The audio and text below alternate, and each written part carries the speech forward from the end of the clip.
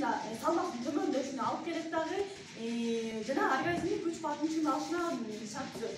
Биз физикалык күчкө келтирүүнүн өзүнүн негизги эрежеси бар. Анда биз деген акырындык менен ашкере кыйналбай күч келтирип жасашыбыз керек экен дагы.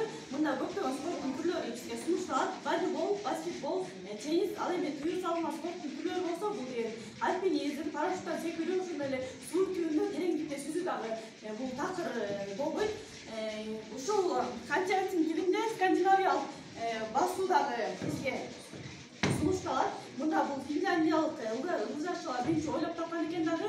Бул басууда биз деген ошол ыкмасын көрсөтө кетсем, оң бутты шилтегенде биз сол колду шилтейбиз, сол бутты шилтегенде оң бутты шилтейбиз. Ушул ыкма менен тамак ичкенден кийин 1,5 саат өткөндөн кийин биз жумасына 2-3 жолу 40-50 минутта өзүбүздүн алыбызга жараша ушинтип басып турсак деңсоолукка өтө пайдалуу кеткен дагы.